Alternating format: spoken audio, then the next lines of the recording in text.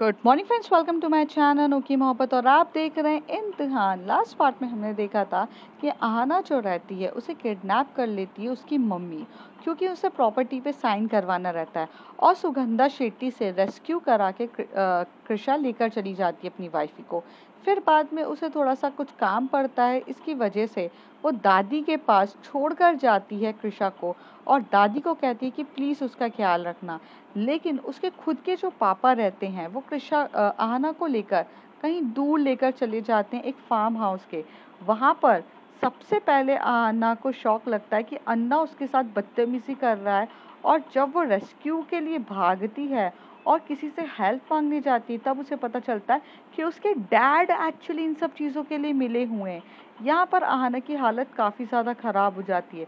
यहाँ पर जो अन्ना रहते हैं वो बहुत जम के मारे ही जा रहे रहते हैं कृषा को कि वो ये पेपर्स पे साइन करे। अब उसके आगे पर आहना जो होती है वो ये साइन के लिए मना कर देती है और वो अपने डैड की तरफ देख लेती है। उसके डैड बोलते हैं, ये नज़रों से मुझे मत देखो, तुम्हें 11 साल से मैं तुम्हें झेल रहा हूँ। इस 11 साल से हर तिल तिल तुम मेरे लिए सिर्फ और सिर्फ एक प्रॉब्लम हो। तुम्हें देख के मुझे नफरत होती है तुमसे, तड़पता हूँ मैं, मुझे गुस्सा आता है तुम पर। तुम्हें अपनी बेटी कहना नहीं चाहता पर फिर भी कहता हूँ। पर अब मैं बहुत हो गया, अब ये शराफत का चोला पहन पहन के मैं थक सा गया हूँ। मैं ही हूँ वो इंसान जो तुम्हें 11 साल से मारना चाहता हूँ। मैं ही हूँ वो इंसान जो तुम्हारी माँ सुगंधा शेट्टी के साथ मिलकर तुम्हें हर बार मारने का प्लान बनाता हूँ। और मैं ही हूँ वो इंसान जो तुम्हें तबाह करना चाहता हूँ। लेकिन वो बेवकूफ़ औरत इतनी बड़ी बेवकूफ़ है कि वो एक काम भी ढंग से नहीं कर पाई। और छोड़ो, इन सारे प्लान मेरा अच्छा खासा चल रहा था, लेकिन उस बेवकूफ़ औरत की बेटी आकर टपक गई। उससे अपनी एक बेटी संभलते नहीं बनी। अरे मुझे लगा वो आई है, उससे बदला लेगी, चली जाएगी, लेकिन वो तुझे प्रोटेक्ट करने के लिए आ गई। और आज जब वो नहीं है ना, इसी बात का फ़ायदा उठाऊंगा और मैं तुझसे ये पेपर्स पे साइन करा के पहले पूरी प्रॉपर्टी अपने नाम रखूंगा। फिर एक ऐसे न्यूज़ दिखाऊंगा कि चलते चलते राह चलते चलते बेचारी बच्ची का कार में एक्सीडेंट हो गया और जो कार है वो खाई की गहराई पे गिर गई। और यहाँ से दिख रही है, कार की गहराई पे अगर वो गिरेगी उसके बाद तू कभी बच नहीं पाएगी और तू फिर ऊपर पहुँच जाएगी और मेरा जो बदला है वो पूरा होगा। तब ये हाना बोलती, बदला? कैसा बदला आपका पापा? तो वो कहता, पहले तो तू मुझे पापा पापा बोलना बंद कर, तू मेरी बेटी नहीं है। और हाँ, बदला तो मैं ले लूंगा तुझसे। और बहुत जब तू ऊपर पहुंच जाएगी ना, बहुत फ्री होगी, तो अपनी माँ के साथ बैठ के सारी चीजें पूछना। मेरे पास फालतू का वक्त नहीं है। तुम क्या मुंह देख रहे हो? मारो उसको, साइन करवाओ। अन्ना वहां से उसको जम के थप्पड़ मारते हैं और साइन कराने के लिए रेडी हो जाते हैं। पर यहाँ पर आहना साइन नहीं करती है।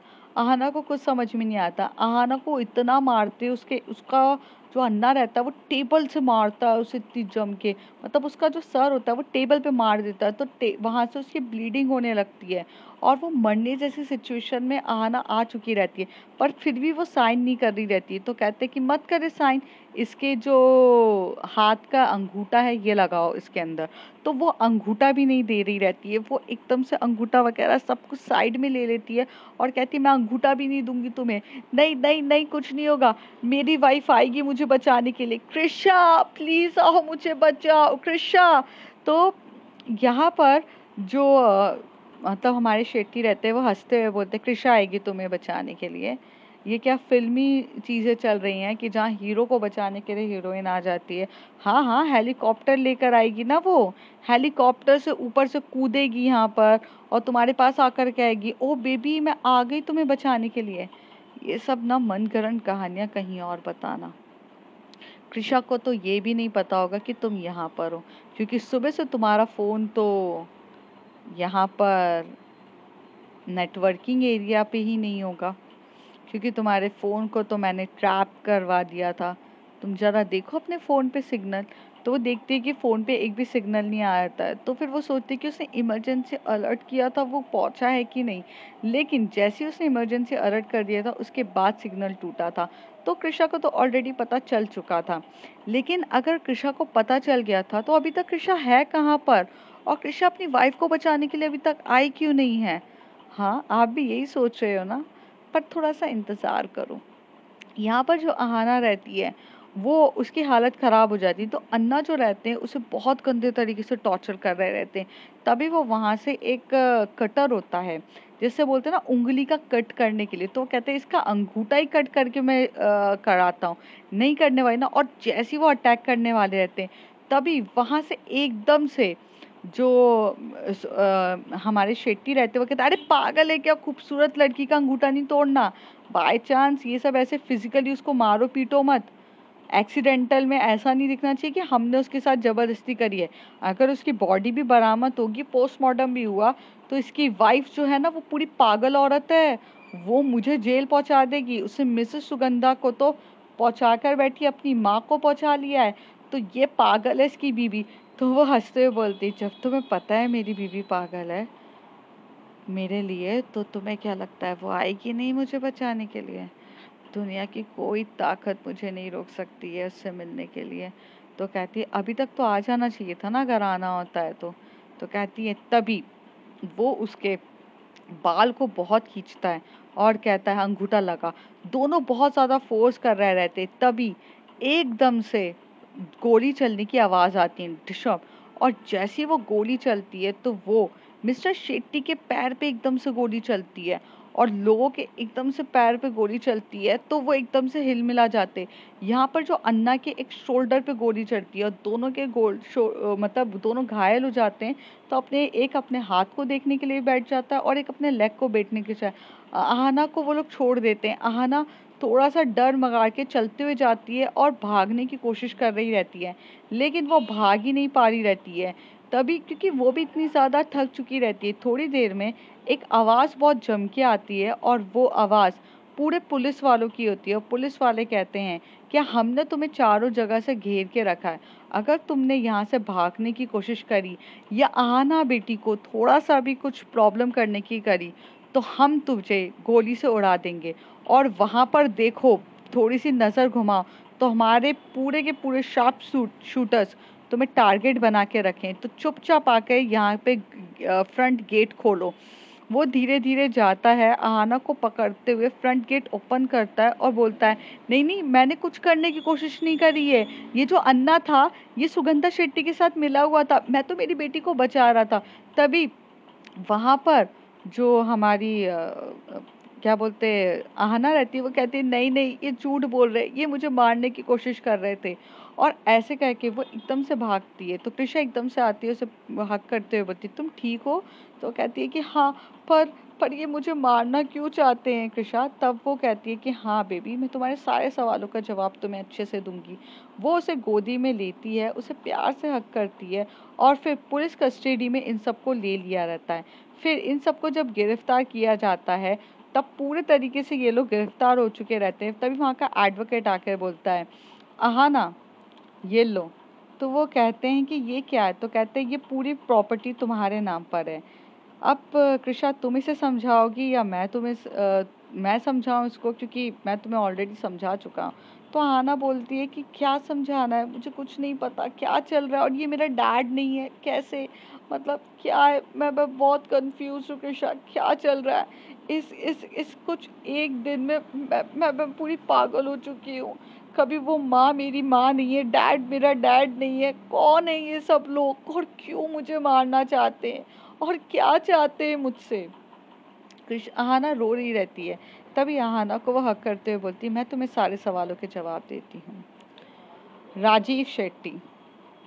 एक्चुअल में राजीव शेट्टी एक पहले बहुत चापलूसी वाला एम्प्लॉय हुआ करता था। ये तुम्हारे नाना जो मिस्टर शेट्टी हैं अंपायर के, जो मेन हो रहे हैं, जिनका नाम रघुवेंद्र शेट्टी है, रघुवेंद्र शेट्टी, जो एक्चुअल में इस अंपायर के पूरे मालिक थे, उनका ये चमचा था। मतलब ये एक एम्प्लॉय, ऐसा एम्प्लॉय था जो उनकी चमचागिरी करता रहता था। चमचागिरी से तुम्हारे ही नाना को इम्प्रेस करता गया।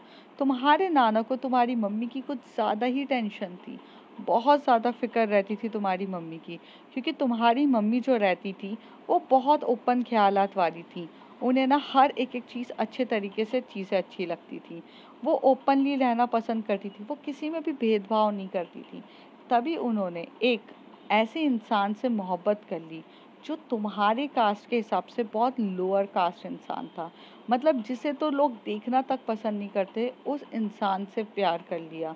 मतलब अगर तुम ठाकुर हो तो उसने बहुत नीच जाति वाले इंसान से प्यार कर लिया था। तो कहती है अच्छा, और उस इंसान से मोहब्बत करते करते तुम्हारी मॉम कब प्रेग्नेंट हो गई उन्हें भी नहीं पता चला, और तुम्हारे एक्चुअल पापा जिनका नाम ध्रुव था, तुम ध्रुव और तुम्हारी माँ की बेटी हो। ध्रुव जब ध्रुव को जैसे ही पता चला कि तुम्हारी माँ प्रेग्नेंट हो गई है, तो उन्होंने जाकर तुम्हारे नाना से बात करी और शादी करने के लिए बहुत कुछ बोला। पर तुम्हारे नाना बहुत ज़्यादा अड़ियल से थे। तुम्हारे नाना ये नहीं चाहते थे कि वो किसी भी ऐसे नीच जाति के लोगों को बुलाएं और उनको अलाउ करें। तो इसलिए उन्होंने एक्चुअल में मना कर दिया उस शादी के लिए। लेकिन ये जो तुम्हारे जो सो कॉल्ड डैड है ना, राजीव, इन्होंने जाकर तुम्हारे नाना को एक बहुत अच्छा सा सजेशन दिया कि मैं तुम्हारी बेटी से शादी करने के लिए तैयार हूँ और मैं तुम्हारी बेटी का बच्चे को भी एक्सेप्ट करने के लिए तैयार हूँ। ये सुनकर नाना को काफ़ी खुशी हुई, क्योंकि तुम्हारी मम्मी की कंडीशन इस तरीके से हो गई थी कि तुम्हारे को अबॉर्ट भी नहीं किया जा सकता था। अगर वो अबॉर्ट करते तो उनकी लाइफ तुरंत एंड हो जाती, इसलिए उन्होंने ये डिसाइड किया था कि ये बच्चे को करेंगे। लेकिन उसी वक्त जो ध्रुव थे वो रेडी थे ही नहीं, तो तुम्हारी मम्मी घर से भाग जाती हैं ध्रुव के साथ, और वो पूरे तरीके से भाग जाती है। तभी तुम्हारे एक न्यूज़ सुनने को आती है कि ध्रुव का एक्सीडेंट हो गया है और उसकी कार एक्सीडेंट में डेथ हो चुकी है। और जब ये बात पता चलती है तो तुम्हारी मम्मी के पास कोई ऑप्शन नहीं रहता, वो अपने पापा के पास, मतलब तुम्हारे नाना के पास खुद आकर वापस आ जाती हैं। लेकिन जब वो वापस आती हैं तब उनके नाना, मतलब तुम्हारे नाना और उनके पापा ये डिसाइड करते हैं कि तुम्हारी मॉम की शादी इस राजीव के साथ करा दी जाएगी। और राजीव तुम्हारी मॉम से शादी करने के लिए भी तैयार हो जाता है, सिर्फ एक लालच के लिए कि वो एक प्रॉपर्टी हड़प लेगा। लेकिन तुम्हारे जो नाना रहते हैं, थोड़े टाइम के बाद चलते चलते उन्हें ये इंटेंशन समझ में आता है कि ये इंसान ने सिर्फ और सिर्फ मेरी बेटी से शादी मेरी प्रॉपर्टी पाने के लिए की है, क्योंकि वो तुम्हारी ये सिर्फ मीठा बनने का नाटक करता था, और एक्चुअल में ये मतलब तुम्हारी मॉम के साथ ढंग से बिहेव नहीं करते थे, सिर्फ तुम्हें दिखाने के लिए बिहेव करते थे। क्योंकि तुम्हारी मॉम एक्चुअल में कभी भी तुम्हारे पिता मतलब राजीव को कभी भी ये अपने पति के रूप में स्वीकार नहीं करना चाहती थी। वक्त बीतता गया। एक दिन तुम्हारी मॉम को ये पता चलता है कि उस दिन ध्रुव का जो एक्सीडेंट हुआ था वो एक्चुअल में एक्सीडेंट नहीं हुआ था, वो राजीव ने खुद कराया था, जानबूझकर उसे मरवाया था, ताकि तुम्हारी माँ बेबस हो जाए, प्रेग्नेंट हो जाए, और उस समय तुम्हारी माँ के पास कोई चारा ना बचे और उससे शादी कर ले। और वो शादी भी करा लेते हैं। और तुम्हारे नाना को और कुछ टाइम के बाद ये पता चलता है कि ये इंसान बिल्कुल भी सही नहीं है।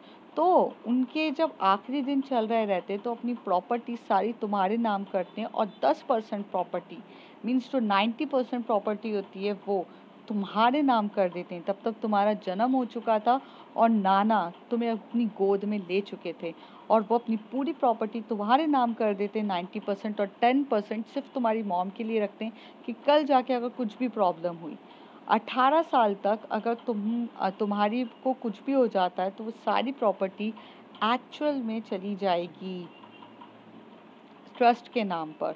तो इसलिए ये इंसान तुम्हें प्यार से 18 साल तक पालता है प्रॉपर्टी के लिए।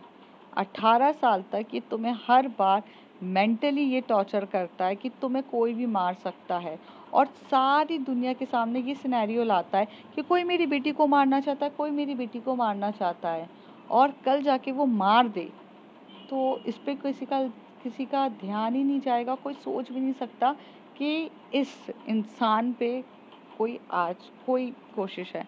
तभी वो कहती है कि अगर इन्हें प्रॉपर्टी चाहिए थी तो ये मुझसे साइन तो पहले ही करा लेते 18 साल के बाद, पर मारा क्यों? और और इनका क्या लेना देना है मिसेस सुगंधा शेट्टी से? तो कृषा बोलती है, आ रही हूँ बेबी, उस पॉइंट पे भी आ रही हूँ, मुझे पता था ये सवाल तुम्हारे मुंह से निकलेगा।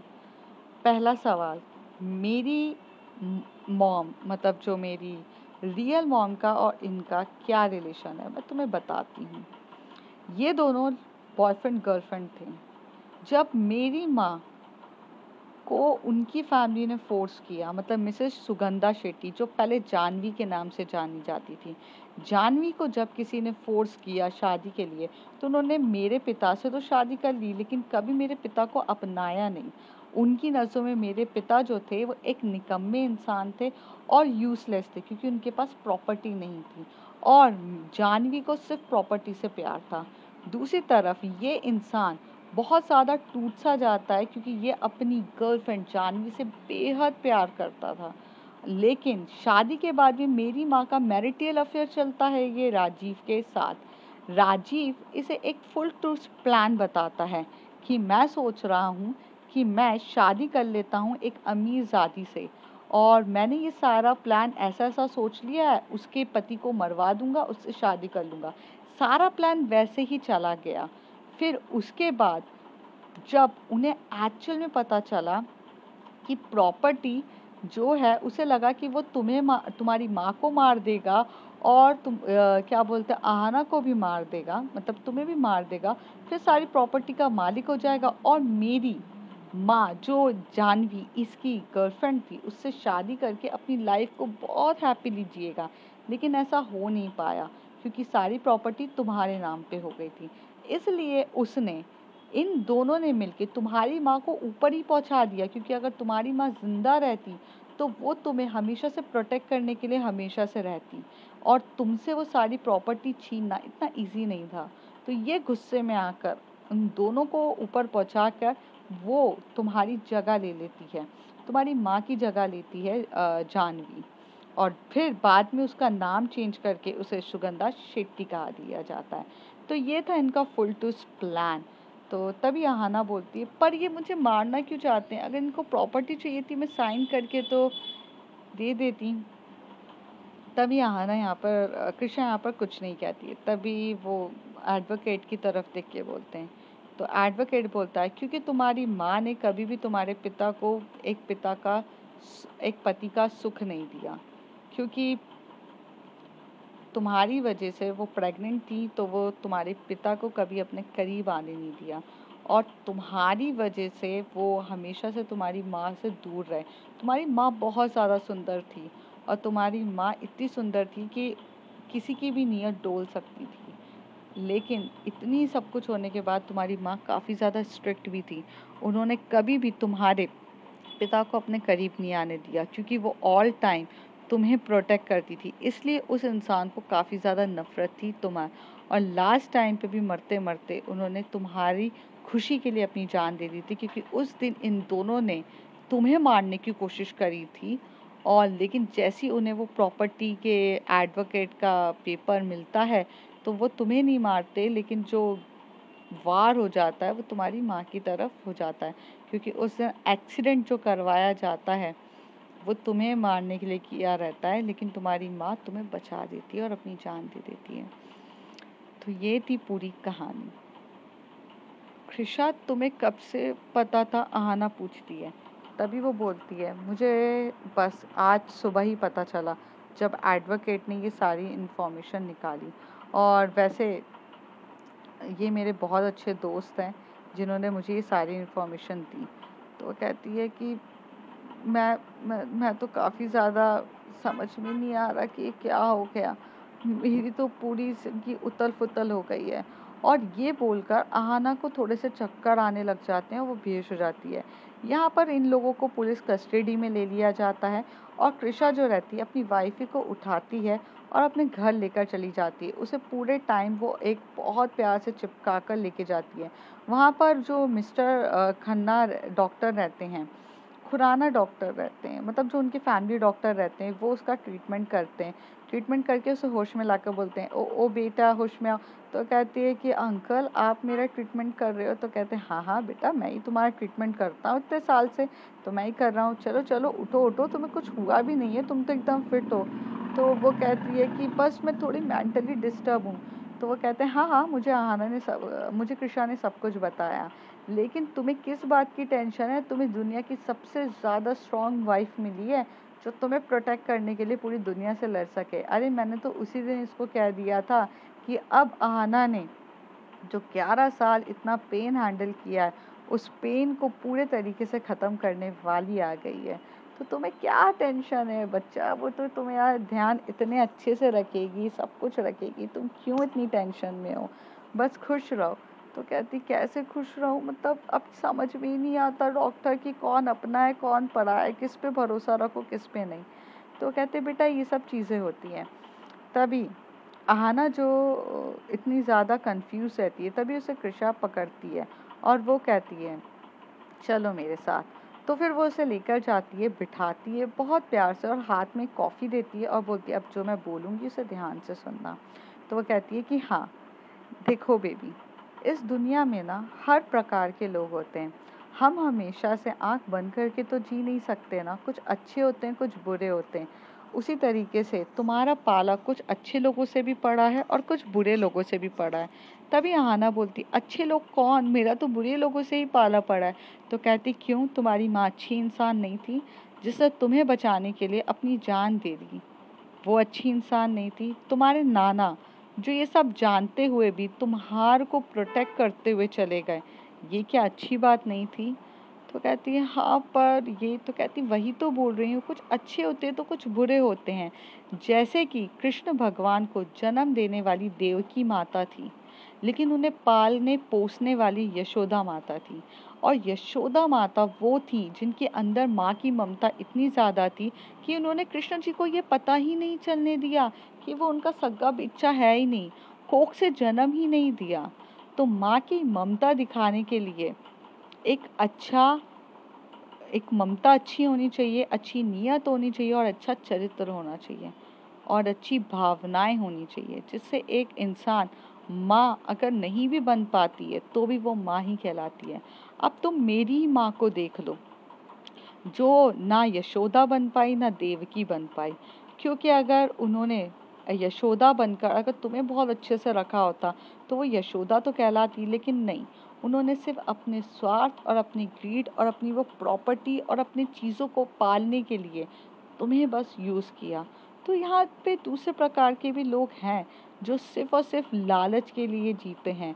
लालच इतनी बुरी बला होती है कि अपनों को अपनों से ही जुदा कर देती है। प्रॉपर्टी पाने के लिए लोग इतने क्रेजी हो जाते हैं कि भाई भाई से लड़ने लग जाते हैं। बेटा अपने बाप से लड़ने लगता है, बाप प्रॉपर्टी के लिए अपने बेटे का मर्डर करवा देता है। सत्ता पावर इन सब में इतनी चीज़ें हो जाती हैं कि ये नहीं होती। और इन सब का सबसे बड़ा एग्जाम्पल तो खुद महाभारत था, जहाँ भाई और भाई एक दूसरे से सिर्फ और सिर्फ अपनी गद्दी के लिए लड़ रहे थे और उस गद्दी और सत्ता के लिए लड़ रहे थे, और उसमें उन्होंने औरतों का अपमान तक भी कर दिया था।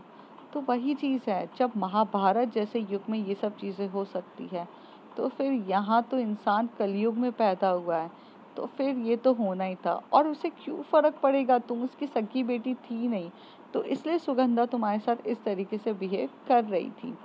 अब आ जाते हैं कि अगर नंदन नंद नंद नंद जो होते हैं, जिन्होंने श्री कृष्ण के पिता का रोल किया था, देखा जाए तो वो वासुदेव की तरह उन्होंने रियल में तो पैदा नहीं किया था, लेकिन फिर भी उन्होंने पिता होने का बहुत फर्ज निभाया। अगर राजीव, तुम्हें अगर स्टेप डॉटर थी तुम उसकी, लेकिन अगर उसे वो अपनी बेटी मानता, अगर तुम्हें सगी बेटी मानता, और अगर सगी नहीं सौतेली बेटी भी मानता, लेकिन अगर वो ग्रीडी नहीं होता तो वो तुम्हें अच्छी परवरिश दे सकता था।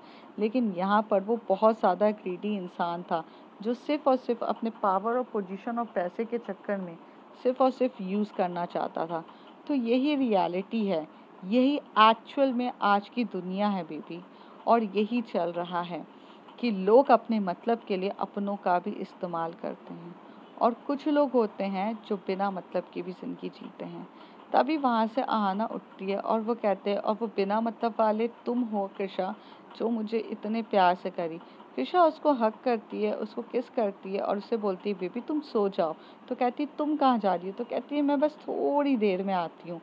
यहाँ से वो जाती है दादी के पास और दादी को बोलती है। तभी दादी कहती हैं, बेटा जिस दिन मैंने तुझे देखा था ना, उसी दिन मैं समझ गई थी, मैं बहुत ज़्यादा स्मार्ट हूँ हर चीज़ में। मैं तुझे उसी टाइम देख के समझ गई थी कि तू मेरी पोती की ज़िंदगी बदल देगी। मेरे बेटे ने जो किया वो बहुत गलत किया। उसको शायद से मैं उतने अच्छे संस्कार नहीं दे पाई, उसे पैसे इन सब की चीज़ों में नहीं दे पाई, मेरी परवरिश पे यहाँ उंगली उठती है। लेकिन तुझे पैदा भले उस पागल औरत ने किया है, जो मिसेस सुगंधा ने, लेकिन तुझे सही परवरिश तो तेरे पिता ने दी है, तुझे एक अच्छा इंसान बनाया है। और जिस दिन तुमने कहा था कि मैं हमेशा से साथ दूंगी आहाना का, तभी मैं समझ गई थी कि तू दे सकती है। तुम्हें पता है कृषा तुम्हारी सबसे अच्छी क्वालिटी क्या है? तो कहती क्या दादी? जब दुनिया तुम्हें नीचे गिराती है तब तुम उठ के लड़ना स्टार्ट करती हो, और तुम्हारे जैसा कोई इंसान नहीं है। दर्द दुनिया सिर्फ उसी को देती है जिसे दर्द सहन करने की हिम्मत होती है, और तुम दुनिया की सबसे काबिल इंसान हो, और तुम में सबसे ज़्यादा दर्द सहन करने की हिम्मत है। इसलिए भगवान दर्द भी सिर्फ तुम्हें ही देता है। यहाँ पर जो आहाना होती है वो थोड़ी देर में बेचैन होने लगती है, क्योंकि कृषा नहीं रहती है। तो वो जाती है और कृषा को ढूंढने लगती है, और कृषा और दादी एक दूसरे से बात कर रहे थे। यहाँ पर जो आहाना होती है उसे तो अब ये डर लगता है कि दादी भी तो फेक नहीं है, क्योंकि अब उसके मन में वो बात बैठ जाती है। क्योंकि किसी का भी एकदम से इतना बड़ा शौक लगे तो कोई भी लग जाए। अब कल तक तुम जिसको अपने पिता पिता कह रहे थे और तुम्हें पता चलता है कि वो तुम्हारा पिता ही नहीं है, और वो इंसान तो चलो पिता नहीं है तो छोड़ो, वो तुम्हें मारना चाहता है, तुम लोगों को भी हार्ट अटैक ही आ जाएगा। उसी तरीके से आहाना को भी आ जाता है, वो ठीक नहीं।